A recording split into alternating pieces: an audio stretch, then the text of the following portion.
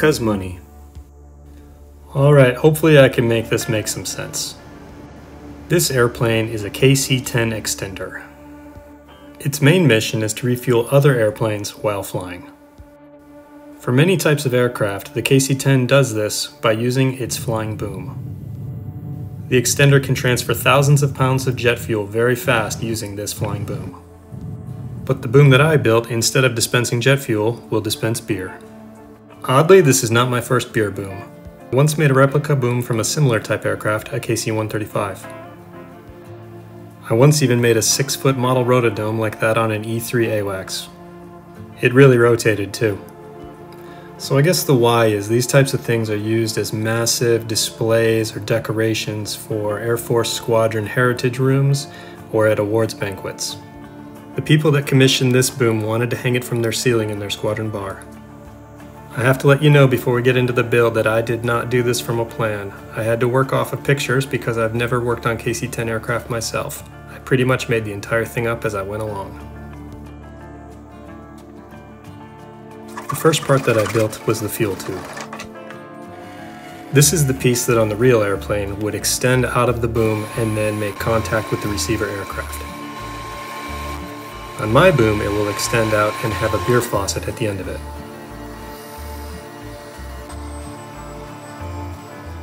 Like I said, the entire thing was built as best as I could do it from looking at pictures.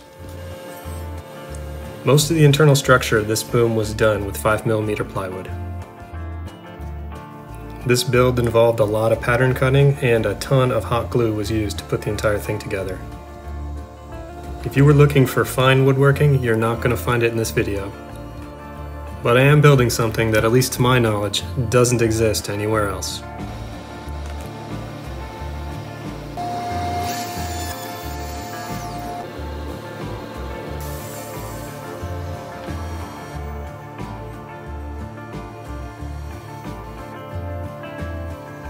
I used a PVC pipe for the backbone of the fuel tube. I wanted to make sure that the tube was as straight as possible so it would be able to extend properly.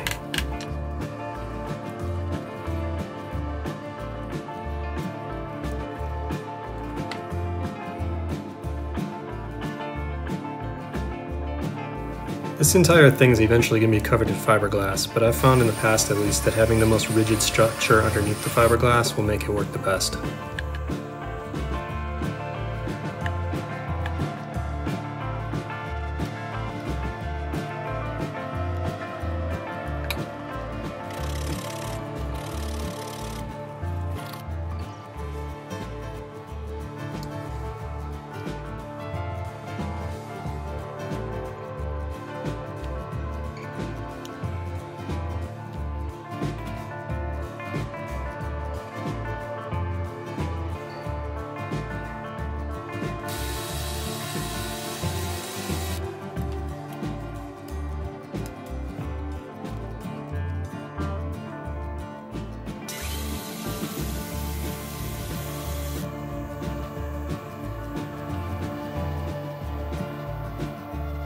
The funny thing is that as long as this fuel tube ended up being, it still only extends out of the boom a couple of feet.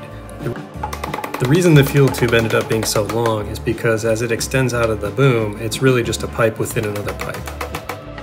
Therefore, a good length of the fuel tube still needs to be inside in order for it to remain stable. This hole is where the beer line will come out of the fuel tube to go into a keg. I 3D printed all these parts to look like an actual fuel nozzle. They're not perfect, but for designing them from pictures, I'd say pretty good. Because this boom was going to be so big, I made it in 2 sections. This aft section is far more complex than the forward piece. It will house the fuel tube as well as provide the attachment fittings for the flight control surfaces and a lower mounting bracket.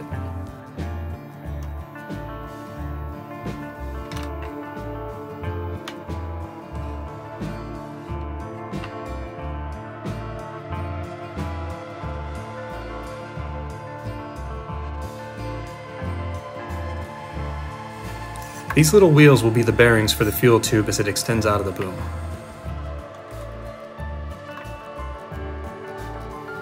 Hopefully here you can see why the fuel tube had to be so long. This was shot before I extended the fuel tube and still didn't include the tail cone.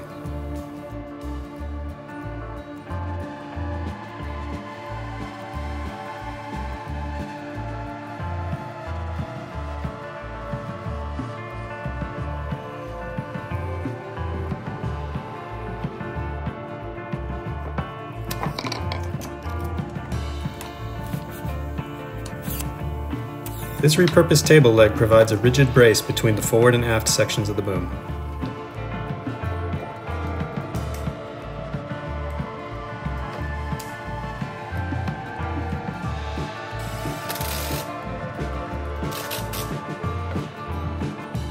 Luckily, with the make it up as I go along construction method, little repairs were easy to make along the way.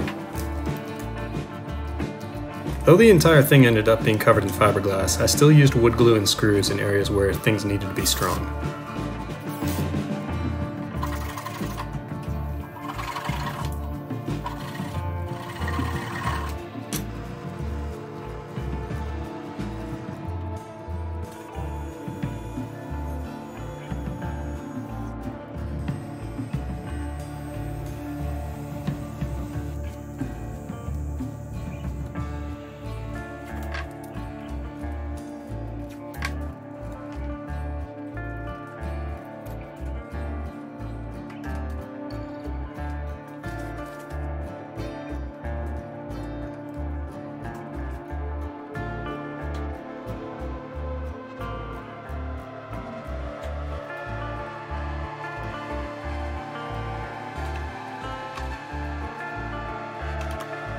Because the shape of the tail cone required the skin to have a little bit of a twist, I used cardboard.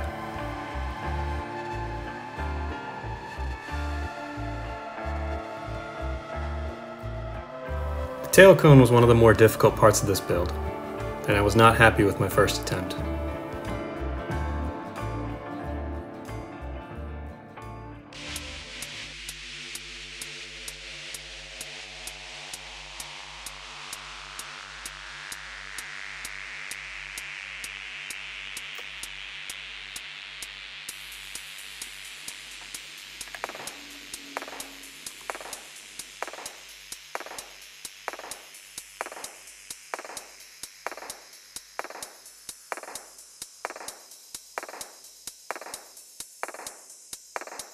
Once again, the pitfall of designing the boom as I built it.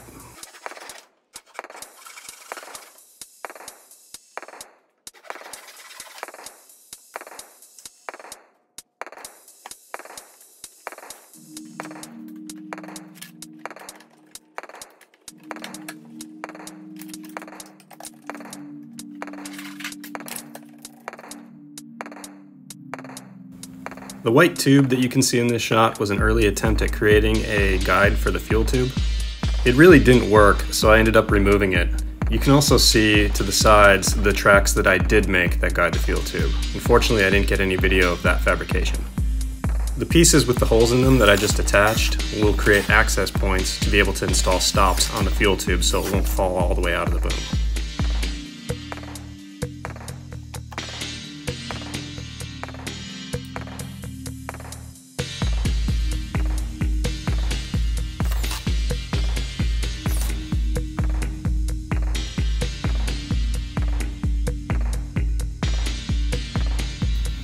These pieces will make trunnions that will be used to attach the flight control surface to the boom itself.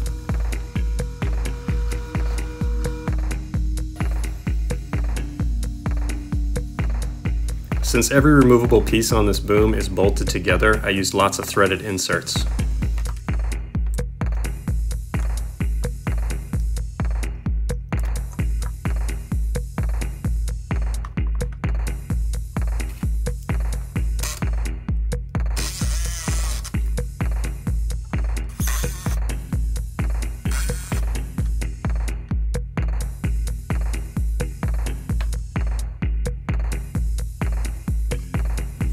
I didn't want any of the fiberglass resin that would eventually be applied to drip through and follow up the fuel tube track, so I sealed all the cracks with masking tape.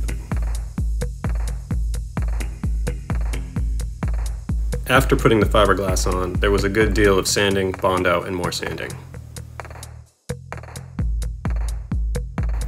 I don't know what this thing is, but the real booms have them, so my boom has it too. The last step on this section of the boom was to add threaded inserts. These will be used to bolt a cradle onto the boom that will be used to mount it to a maintenance stand.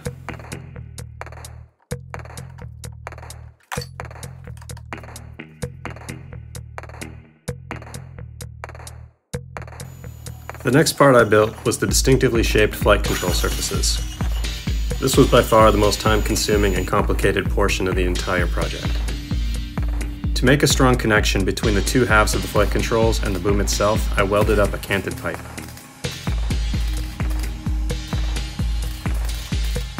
The tube I used was another repurposed IKEA table leg.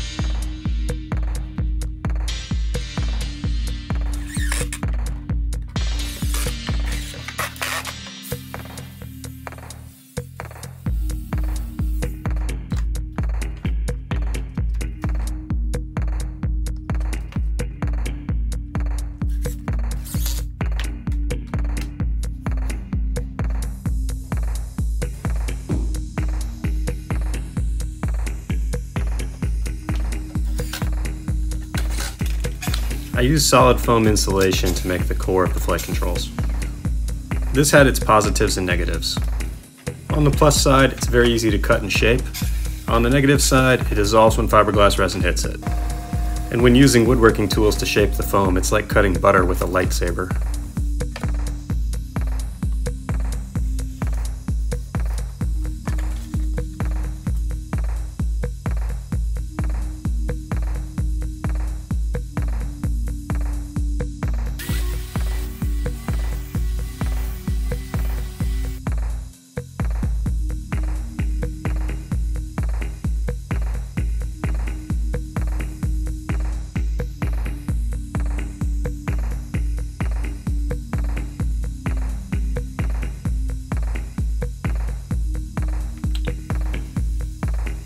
I used a mixture of tag board, wood glue, and masking tape to seal the foam as much as possible so it wouldn't dissolve when the fiberglass resin hit it.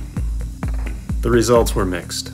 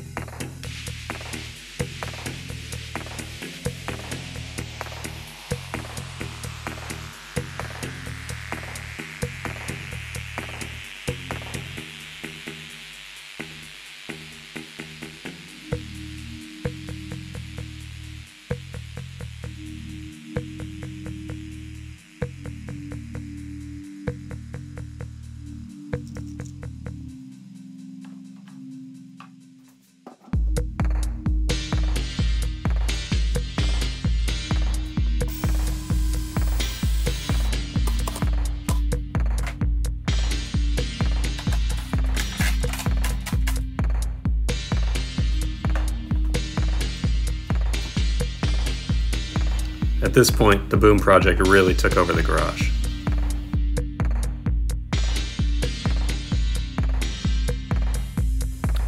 The forward section was the last and simplest part of the boom that I built. The fuel tube, flight controls, and aft portion of the boom cumulatively took about 4 weeks to build. This part took 2 days.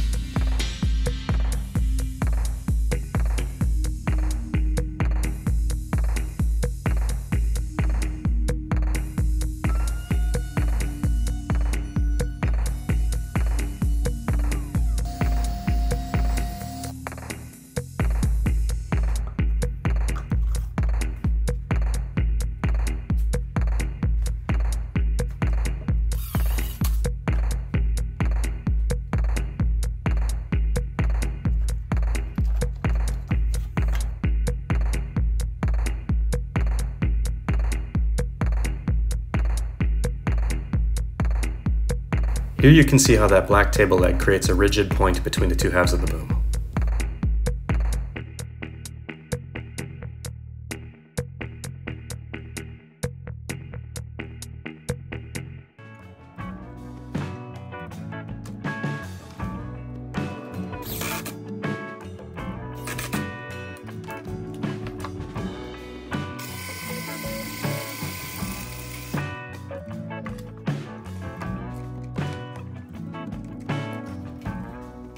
These threaded inserts are for the retaining bolts that will hold the two halves of the boom together.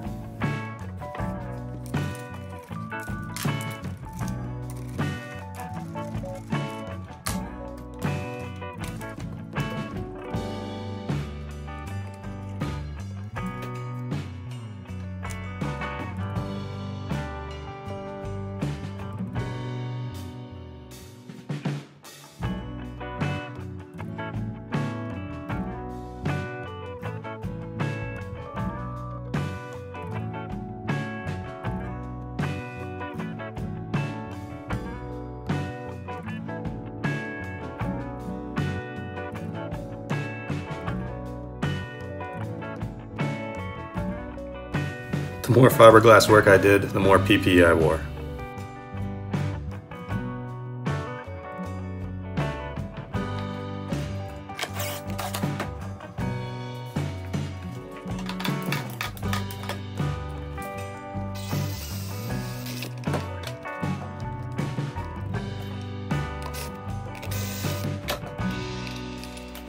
I wasn't happy with the small gap that appeared between the two halves of the boom when it was together, so I made this a little boot. It's not very true to the actual aircraft design, but on the other hand, the aircraft doesn't have a boom that separates into two pieces either. At this point, I'm wearing rubber gloves throughout because after having my hands torn to shreds for a month, I didn't want to take any more chances with this sanded fiberglass.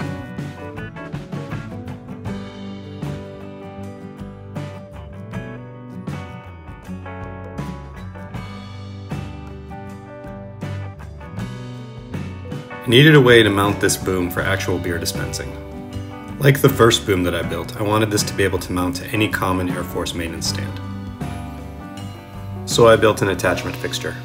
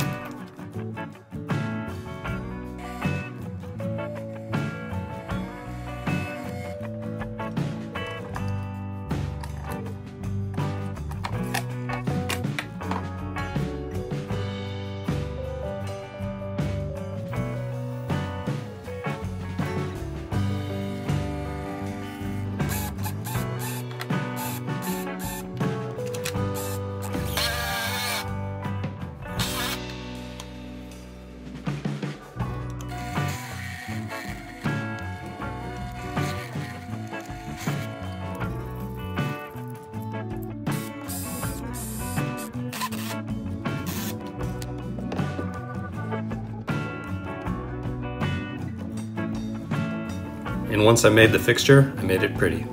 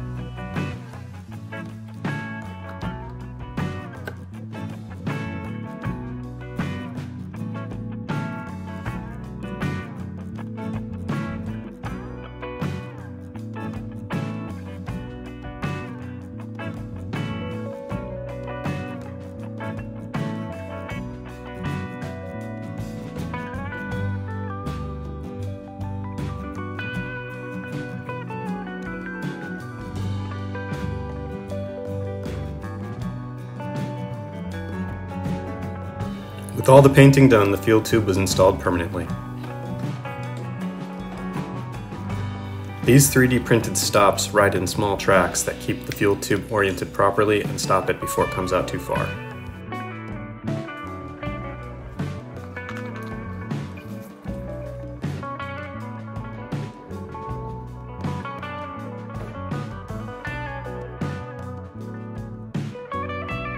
The actual fuel nozzle faucet assembly is held on by friction.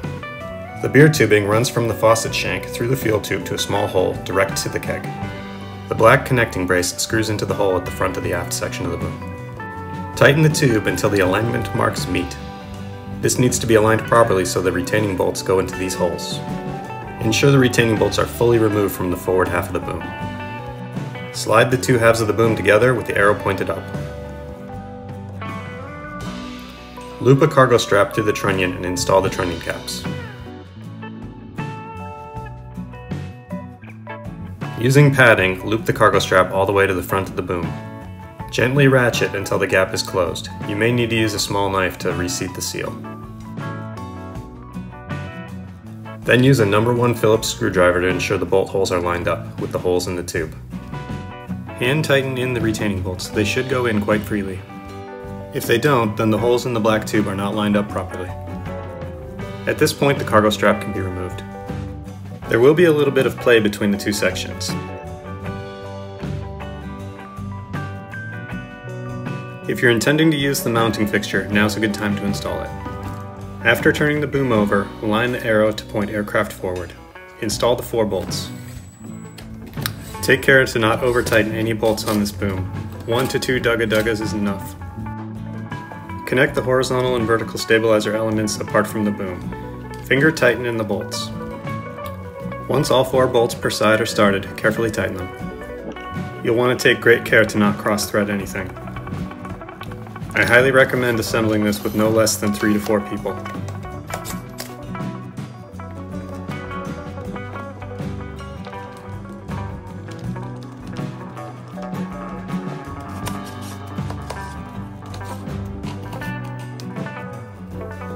Once the flight control section is assembled, it can be mounted on the boom. The flight controls can be mounted for level, nose up, or nose down. Install the trunnion caps and tighten the bolts firmly. At this point, the boom weighs probably close to 130 pounds. Moving it should be done with extreme care. If using the stand fixture, you'll want to mount the boom before attaching the flight controls.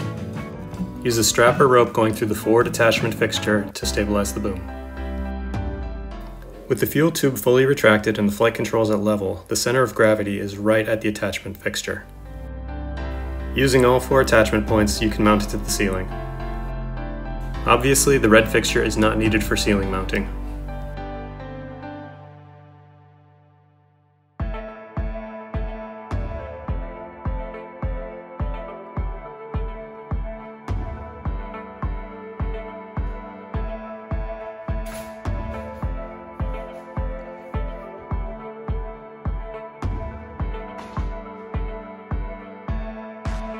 In terms of size, complexity, and detail, this boom outclassed my previous one in every way. I hope you enjoyed watching the construction.